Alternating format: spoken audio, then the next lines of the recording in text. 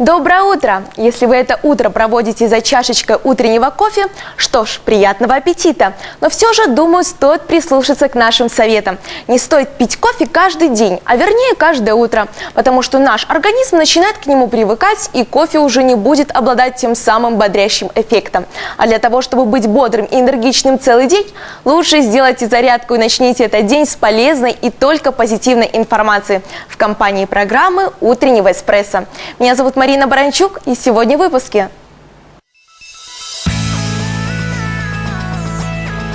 Рельсы, шпалы, о самом важном в развитии железнодорожного транспорта в Брестском регионе. Книга «Лучший подарок», «Мудрый наставник» и увлекательный собеседник. Интеллектуальное лето в Бресте. День воздушно-десантных войск накануне праздника. Бал, который невозможно забыть. 11-й Берестейский бал прошел в областном центре. Все к большим экранам. Новинки кинематографа на любой вкус.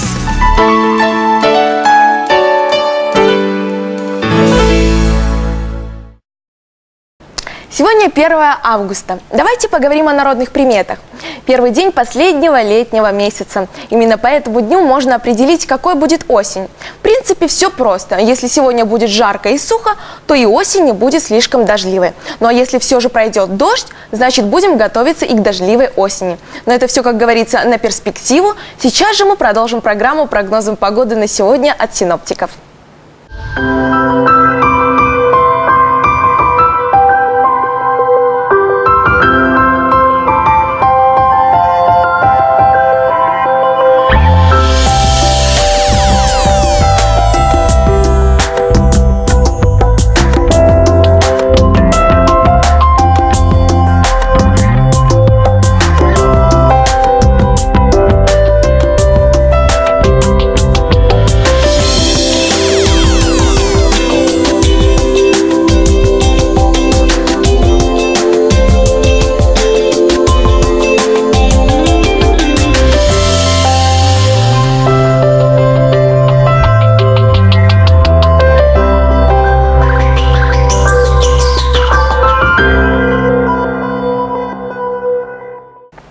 Помните фразу «Первым делом самолеты». Так вот, новость из столицы. Думаю, особо интересной она будет будущим абитуриентам. Итак, уже этой осенью Высший авиационный колледж станет академией. Новый статус учебного заведения должен благоприятно сказаться и на повышении качества образовательного процесса. Так что абитуриентам из Брестской области все же стоит обратить внимание на будущую авиационную академию. А вот о новостях нашего региона узнаем прямо сейчас из обзора прессы. Пензенский медицинский колледж занесен на республиканскую доску почета. Это означает, что коллектив преподавателей и учащихся был признан лучшим среди организаций образования Республики Беларусь. Формулу успеха старейшего на Брестщине учебного заведения попытались раскрыть корреспонденты Народной трибуны. 2 раза в год в деревне Городная Столинского района проходит представительный международный пленэр по гончарному искусству. В чем отличие нынешней встречи, узнаете из свежего номера Народной трибуны. 2 августа отмечают свой день десантники, и «Вечерний Брест» подготовил репортаж с полигона, где солдаты и офицеры 38-й отдельной бригады сдают экзамен на звание «Черного орла». Затем, как десантники проходят огонь и воду, наблюдали корреспонденты «Вечернего Бреста». «Хочу купить дом в Бресте». Об этом заявил в интервью журналисту «Вечерки» солист группы «Руки вверх», которая недавно выступала в Бресте. Лидер группы Сергей Жуков рассказал после концерта о своих музыкальных достижениях и о том, почему хотел бы жить в нашем городе. Подробности в пятничном номере газеты. Город Лунинец празднует свой юбилей. Первые упоминания о нем появились 565 лет назад. Сегодня это красивый, современный город, достойный самых высоких похвал. В газете «Лунинецкие новины» многие материалы посвящены большому празднику. Железная дорога стала для Лунинеччины жизнеобразующим звеном. Еще в XIX веке паровозный гудок объявил всему миру, что есть в глухом далеком Полесье маленькая станция. Сегодня это большой железнодорожный узел, который занимается перевозками по любым направлениям. О железнодорожниках, которые отмечают свой профессиональный праздник, читайте сразу несколько материалов в Лунинецких новинах. Профессиональный праздник железнодорожников не обошли и корреспонденты Пинского вестника. Дело в том, что Центр механизации путевых работ в Пинске награжден дипломом Белорусской железной дороги и Республиканского профсоюза железнодорожников и транспортных строителей. Читайте последний выпуск издания. Похоже, что чемпионаты Европы по шашкам окончательно получили пинскую прописку. В прошлом году город принимал одно из таких первенств. Сегодня, 1 августа, в Брестской области стартуют континентальные игры на 100-клеточных досках. Подробности в Пинском вестнике. Сегодня храм во имя святого преподобного Серафима Саровского в деревне Маньковичи отмечает престольный праздник. Это единственный в Столинском районе храм в честь сподвижника русской земли. Об истории его возникновения читайте в новинах Полесья. Барановичский район первым на Брещине намолотил 100 тысяч тонн хлеба и продолжает удерживать первое место по урожайности зерна с гектара. Кто внес самый весомый вклад в каравай района, рассказывается в газете «Наш край». О чем прочитать, узнаете из обзора прессы утреннего «Эспрессо». Начало августа – это не только жаркое лето, это еще череда профессиональных праздников. 1 воскресенье августа отмечают День железнодорожника. К нам в студию утреннего «Эспрессо» мы пригласили первого заместителя начальника Брестского отделения Белорусской железной дороги Игоря Владимировича Жирило. Доброе утро. Доброе утро. В первую очередь, конечно же, хочется поздравить вас с профессиональным праздником – Днем железнодорожника. Спасибо. Скажите, пожалуйста, вот считается, что железная дорога – это самая стабильная отрасль. Игорь Владимирович, а с какими достижениями вы сейчас приходите к профессиональному празднику? Особо хвастаться нечем, но унывать тоже не стоит. На данный момент, к сожалению, вы понимаете, в связи с экономической ситуацией в мире и в связи с политической, которая у нас возникает с нашими коллегами Европой, Россия, Украина, прибалтийские страны, имеется у нас, на данный момент небольшой спад особенностей транзитных перевозок. Но намечалось это как раз в начале этого года. Достаточно серьезно находился спад именно в первом квартале, весной этого года. Но, как и уже европейцы начинают говорить о том, что выходят из экономической рецессии, в том числе и мы тоже замечаем у себя по железной дороге, как по индикатору работы экономики, о том, что постепенно начинают наращиваться грузы. По крайней мере, планы у нас такие, что в этом году мы должны сработать не хуже, по крайней мере, следующего года. Но мы планируем где-то 15, 16, 17 год начинать постепенный рост, все-таки выходить из непростой экономической ситуации, которая сложилась на данный момент. Поэтому, но по содержанию нашего хозяйства, по инвестициям, которые мы вкладываем в себя, тут все равно мы свое хозяйство содержим, стараемся содержать в хорошем плане, с надеждой на то, что все это будет загружено с помощью наших коллег, как в Европе, так и в России, дополнительными грузопотоками. Ну, конечно же, хочется поздравить вас и всю команду, которая закончила реконструкцию вокзала, который стал нашей визитной карточкой. Но что еще ожидает вокзал? Может, какие-то еще изменения, перемены, перестройки? Ну, по крайней мере, пока перестроек на вокзале не планируется. Если вы, особенно жители города Бреста, заметили, что на вокзале перестроено и сделано было достаточно много, вложено туда силы и средств очень серьезно, причем реконструкцию мы свою, если заметили, подгадывали именно к открытию чемпионата мира по хоккею в Республике Беларусь, что стало для нас первым экзаменом. Но все равно на этом мы не останавливаемся. На данный момент на вокзале внедрена ряд систем довольно серьезных, в том числе одна из самых лучших систем безопасности, организации безопасности в общественных местах. Плюс к этому уже до конца этого года мы планируем поставить ряд терминалов самообслуживания для того, чтобы улучшить людям. В итоге придем к тому, что мы будем продавать билеты не через билетных кассиров, а через терминалы. Пришел человек с карточкой, нет необходимости. Ну, хотя, конечно, кассы останутся, но вот это одно из первых, что мы планируем внедрить в этом году. Ну, дальше на будущее, пока планы есть, но какой год и когда будет исполнено, я не могу сказать. Это приступить к рассмотрению реконструкции нового пассажирского моста через железнодорожные пути. Ну, знаете, по которой приходит из Орджоникидзе к нашему вокзалу. Но это я сроки не могу сказать. А вот внедрение новых систем будет на вокзале продолжаться. Я читала также, что вы помогаете пенсионерам, ветеранам труда. В чем заключается эта помощь? Может, какие-то бесплатные билеты или снижена цена? Ну, вопрос в том, что у нас для наших ветеранов Белорусской железной дороги есть бесплатный билет, но это в основном для наших ветеранов. Плюс также имеется адресная помощь для наших ветеранов, нашей ветеранской организации. Причем на железной дороге ежегодно довольно масштабно отмечается такой день, День пожилого человека, где под руководством управлением наших профсоюзов общаются и с ветеранской организацией, плюс в этом нам еще помогают наши организации БРСМ с посещением, личным посещением одиноких ветеранов, с формированием, ну и, соответственно, к Дню железнодорожника, как и самим железнодорожникам, так и ветеранам выделяется материальная помощь из бюджета Белорусской железной дороги. Большое спасибо. Игорь Владимирович, у вас сейчас есть возможность поздравить всех своих коллег с профессиональным праздником. Спасибо.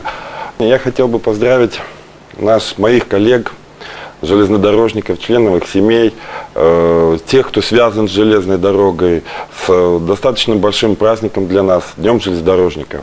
Хотелось бы пожелать счастья, удачи, здоровья, профессиональных успехов. Ну и самое главное, как говорят у нас на железной дороге, чтобы был зеленый свет.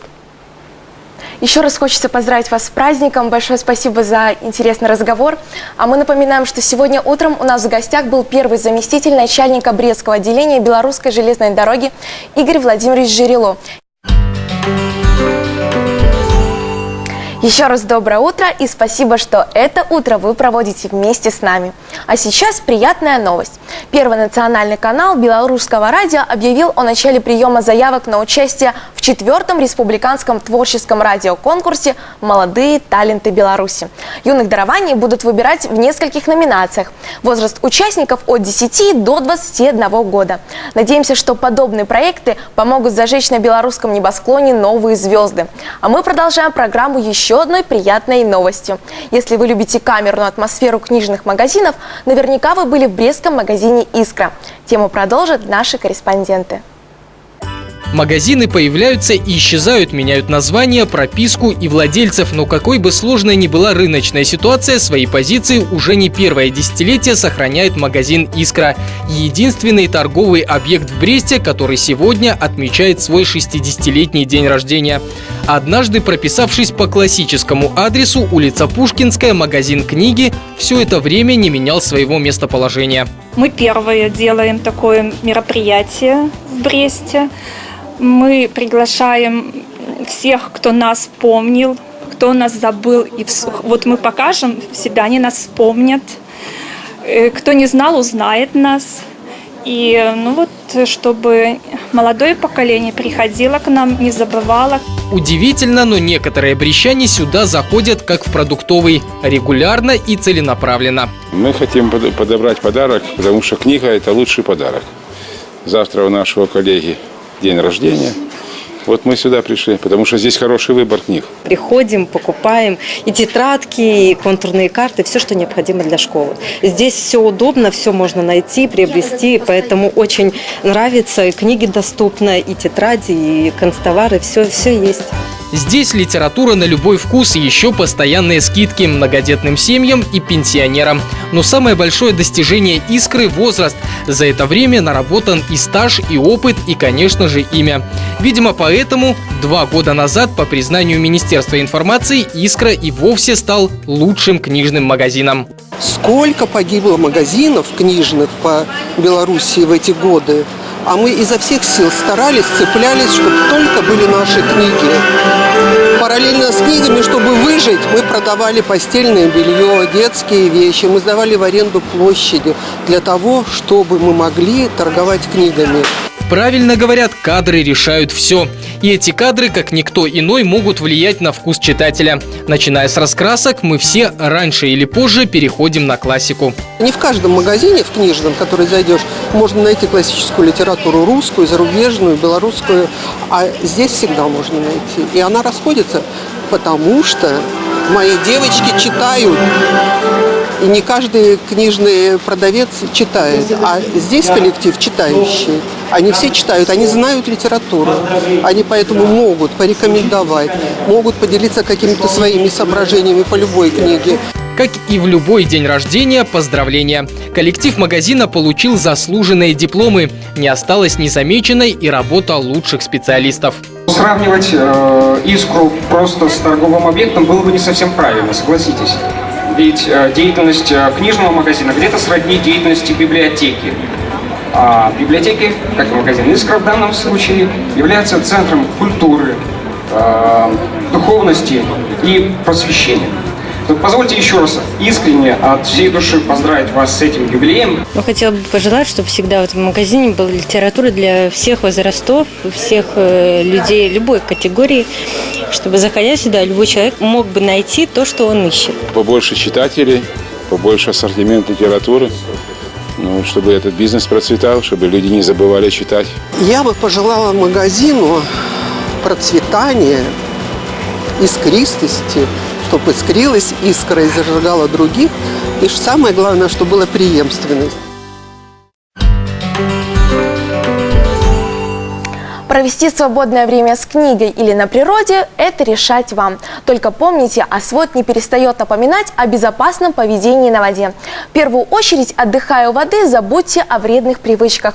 Так вы сможете избежать многих проблем. А теперь давайте разберемся с делами житейскими. Горячая линия уже нашла ответы на ваши вопросы. Доброе утро, Анна. Доброе утро. Вопросы житейского характера зачастую застают нас врасплох. Найти ответ на них поможет горячая линия утреннего эспрессо.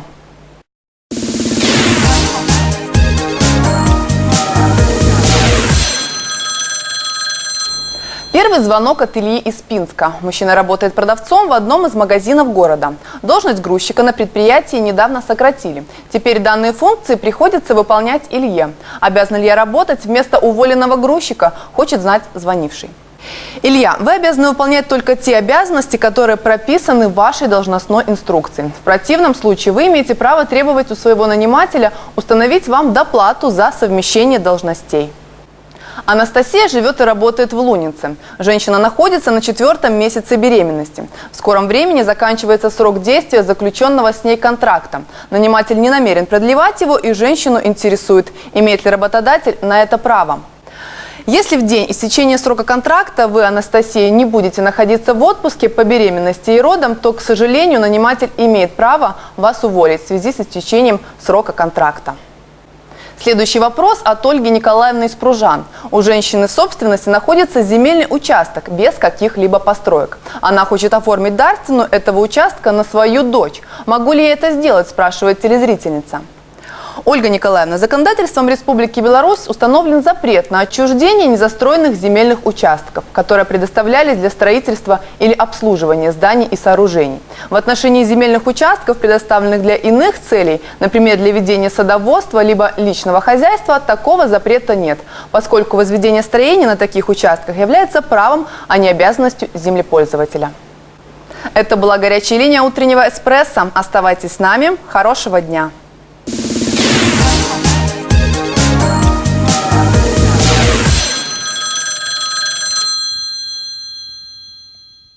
Спасибо, Анне. А мы напоминаем, что горячая линия остается на связи. И вы можете задавать свои вопросы, а мы постараемся найти на них ответы. Кстати, поиски ведутся не только в критических ситуациях. Полагаю, вы заметили, что в последнее время областной центр значительно преображается. И думаю, уже можно складывать новые городские легенды. Добавим немного романтики в это августовское утро. Оставайтесь с нами, и вы узнаете об этом первыми. И снова на аллее о любви слова звучат. Красивый романтический вечер подарил Брест всем влюбленным. Его кульминация – молодые люди в образе, в берете Ромео, со шпагой и в шляпе или с тросточкой джентльмена, которые признавались своим дамам в вечной любви прямо со сцены.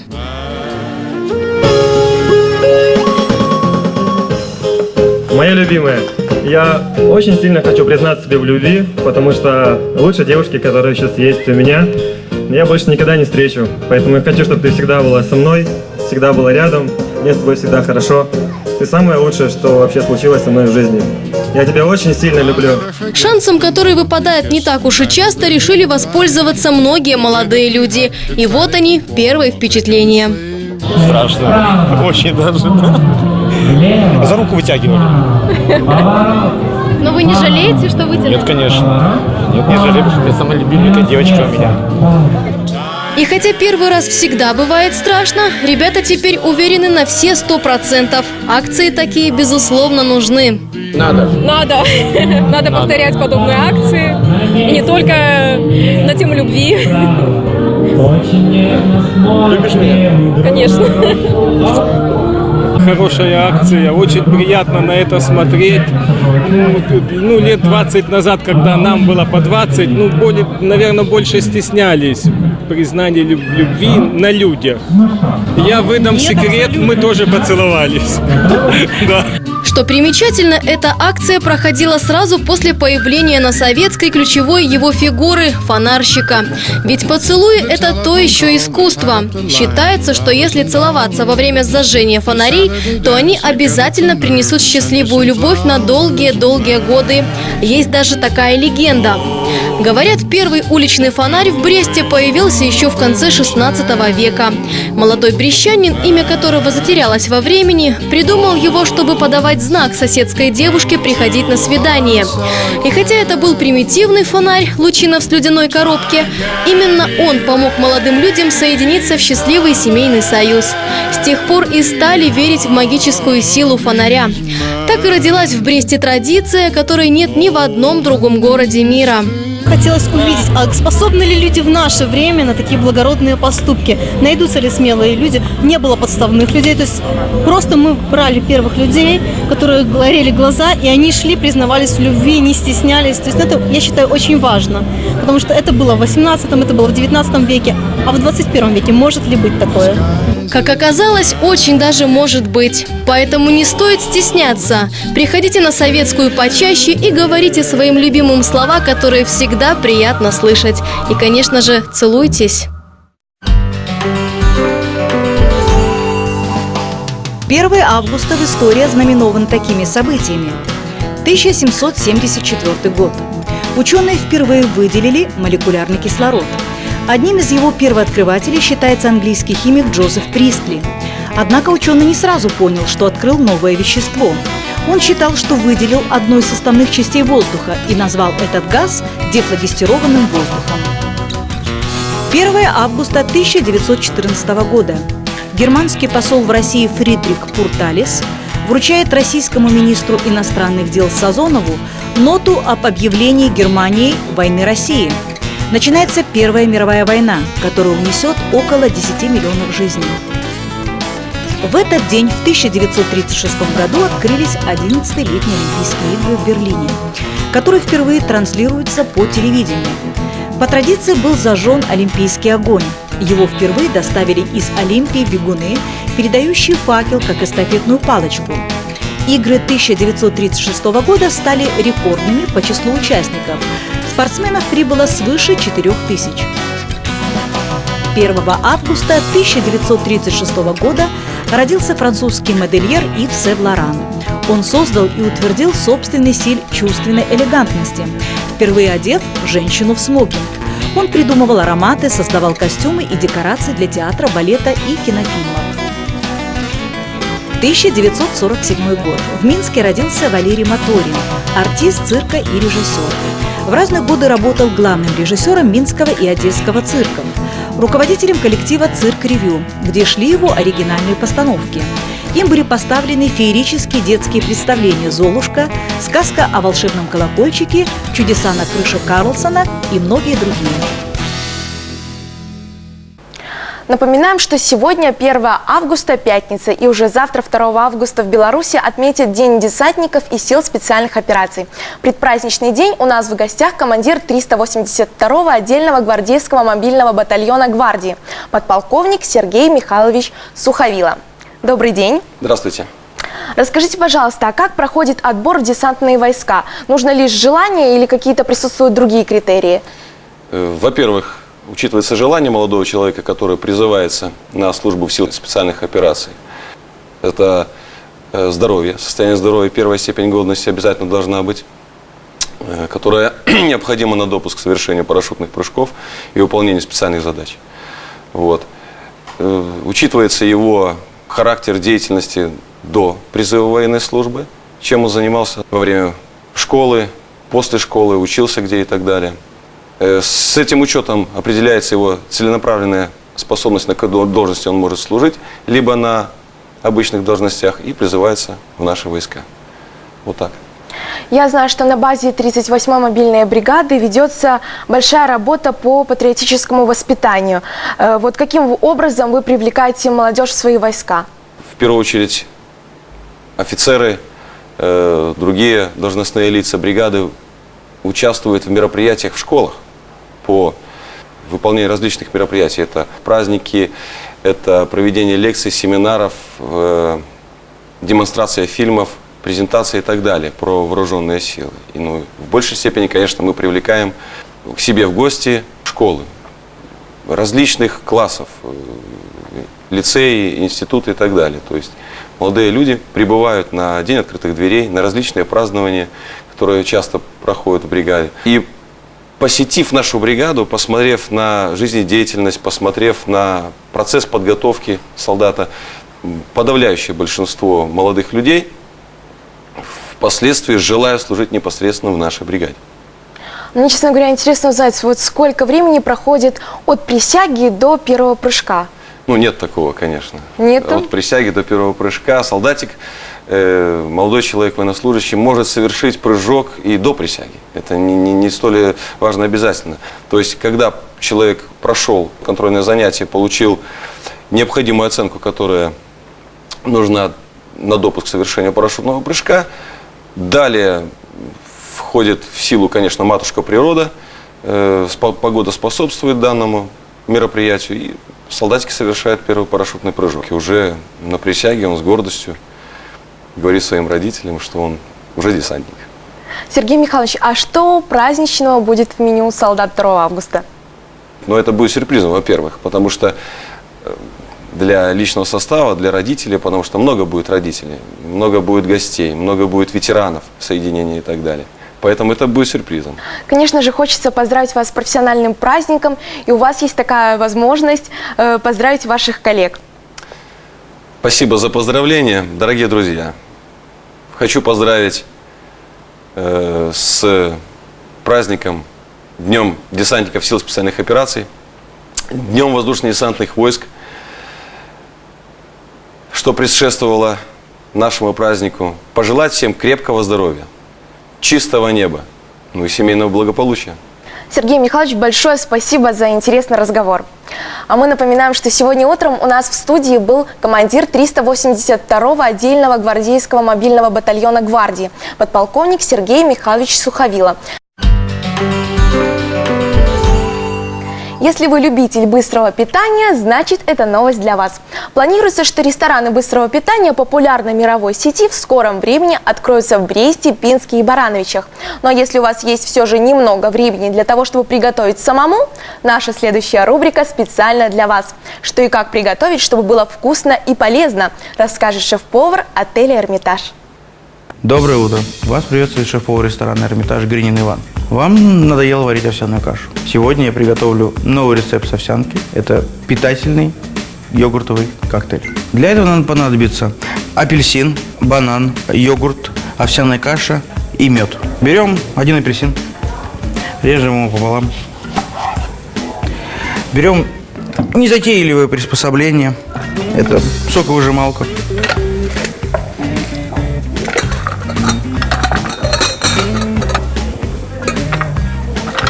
Выжимаем сок апельсинов.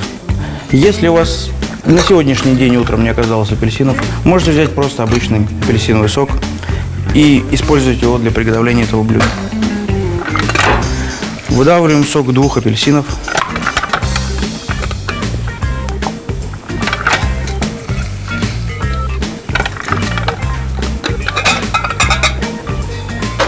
Для дальнейшего приготовления коктейлей нам понадобится блендер. Надеюсь, что в 21 веке у нас у каждой хозяйки есть блендер. Мы выливаем апельсиновый сок. Выкладываем целый банан, который порезанный был кусочком.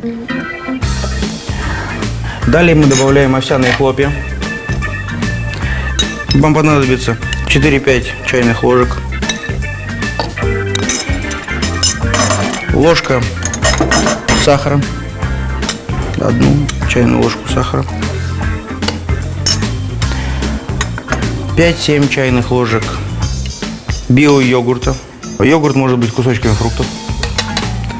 Я думаю, что где-то 7-8 ложек будет достаточно. Накрываем. Взбиваем до однородной массы. Добавляем немного меда. Еще взбиваем в течение 1 минуты.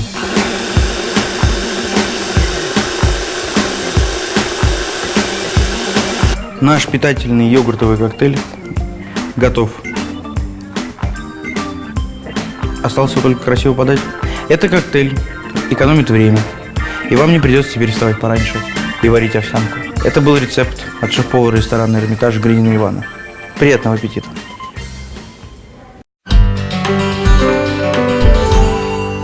Продолжаем программу.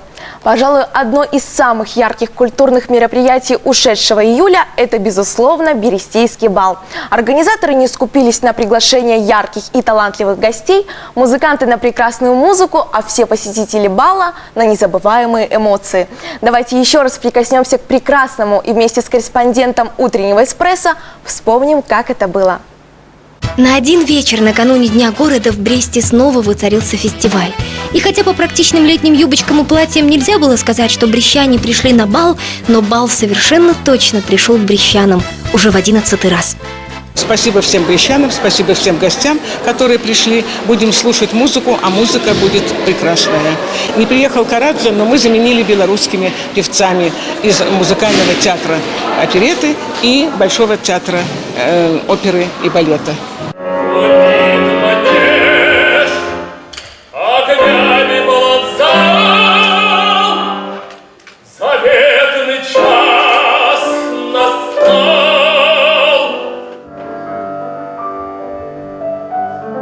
Бал открыл Шопен, и Шопен был безжалостен.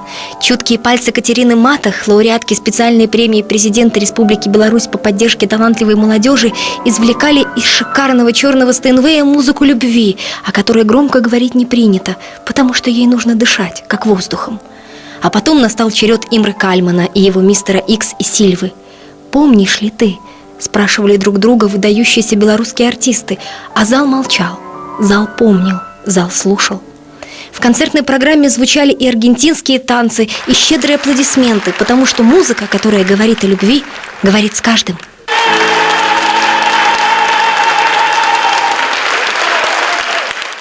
Wszędzie w Kanadzie, w Stanach to jest Повсюду в Канаде, в Штатах фестивали очень важны для людей, потому что люди могут почувствовать дыхание праздника. В Бресте сейчас День города, и, конечно же, я очень рад, что мы здесь и можем выступить. Надо признать, как минимум ползала пришло именно на этого удивительного музыканта, который горделиво заявляет о своих белорусских корнях, хотя родился в Америке, полжизни провел в Канаде, женился и вовсе на польской арфистке и в Польше же осел. Впрочем, какое значение имеет география, если золотая труба Гэри Гудман вот уже сколько времени дарит миру джаз?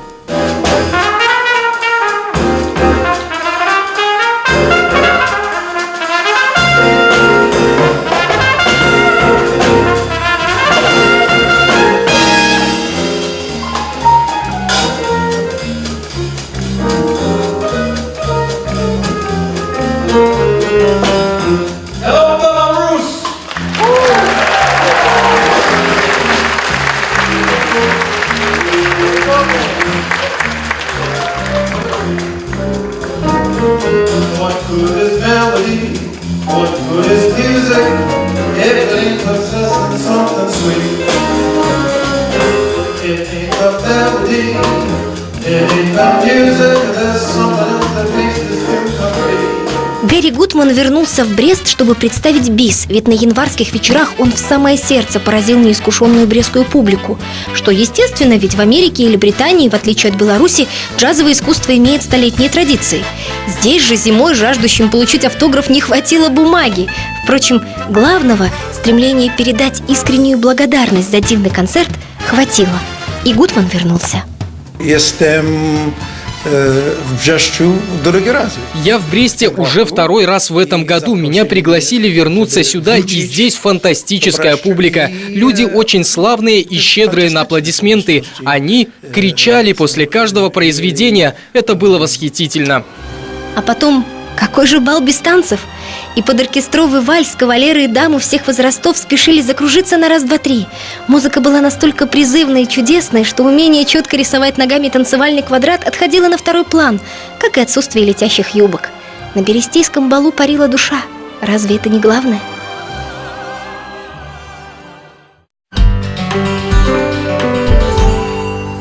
Окончен бал, но мы с нетерпением будем ждать продолжения. А сейчас поговорим еще об одном из искусств, которое пленило миллионы сердец. О кино. Кстати, белорусский полнометражный игровой фильм «Бабу» получил награду Шукшинского кинофестиваля. Не будем пересказывать содержание, чтобы вам было интереснее смотреть. Но заметим, что это удивительно глубокий фильм, который разрушает всевозможные границы между людьми, выдвигая на первый план любовь к человеку. Надеемся, вы увидите этот фильм. А тему киноновинок продолжит Екатерина Гараева. Доброе утро! Первая премьера этой недели позволит самым юным зрителям окунуться в атмосферу приключений с помощью героев мультфильма «Король Сафари» в формате трехмерной реальности. В самом сердце Африки началось! Пора! В суеверном стаде родился детеныш зебры, не похожий на других.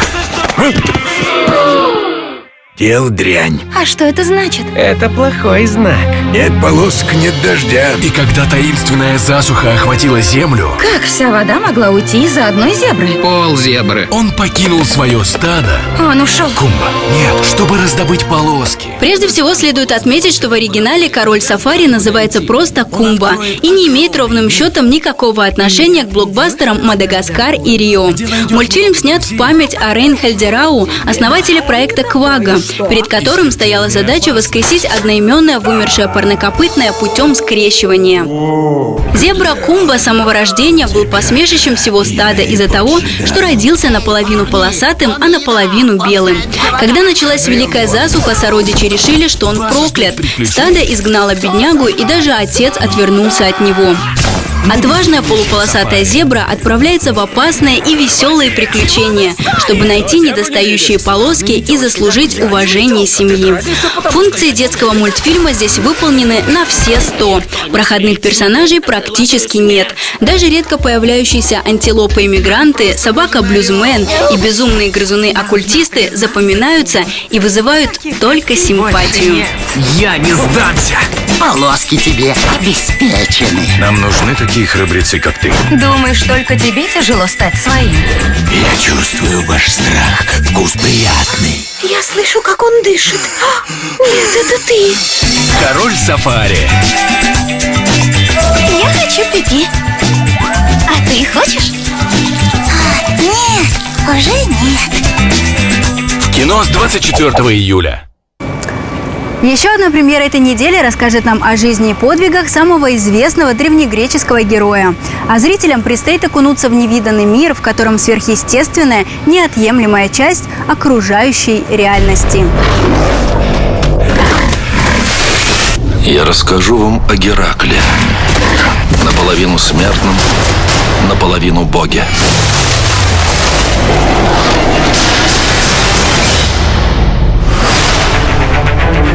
Геракл, мы все слышали о тебе. Ты сын Зевса. Я думал, будет сложнее. Твое имя звучит как вызов. Я лишь хочу быть мужем и отцом. Добро пожаловать домой.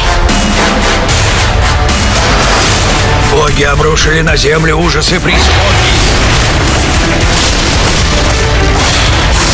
Это приспешники Аида. Их не убить простому смертному. Помоги нам, и мы дадим столько золота, сколько ты веришь. Ешь больше. Куда мы едем? Удушение немейского льва, укрощение пса Цербера и убийство Гидры – это лишь часть подвигов, которые придется совершить сыну Зевса, прежде чем он поведет в бой фракийское войско и столкнется с настоящим врагом. В жизни Геракла были не только великие деяния, но и ошибки, обернувшиеся болью и страданиями. Так, в приступе гнева, насланного богами, он убил собственную семью. Преследуемый грехами своего прошлого, Геракл стал наемником. Вместе с 5 верными соратниками он путешествует по Древней Греции, продавая свои услуги за золото и используя свою легендарную славу, чтобы запугивать врагов. Прослышав о них, царь Фракии решил нанять могучих воинов, чтобы обучить и сделать свою армию непобедимой. Геракл и его боевые товарищи выполнили свою часть договора, а царь, получивший в свое распоряжение легионы обученных солдат, вознамерился не только покорить Грецию, но и утопить ее в крови. Куда ты идешь? Сделать что-то очень глупое.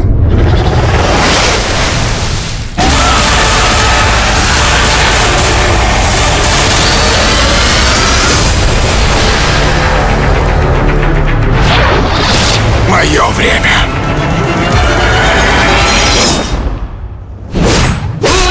Вообще-то оно летело в меня. Прости. В предстоящие выходные я желаю вам отдохнуть, зарядиться морем энергии, в том числе с помощью хорошего кино.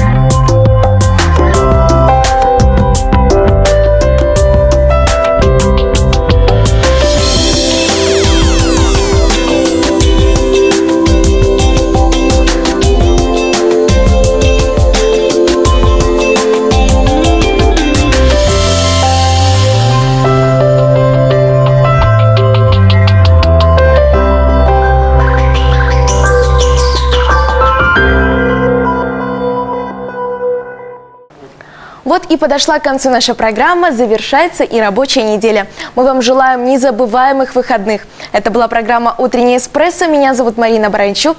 До встречи на телеканале «Беларусь-2».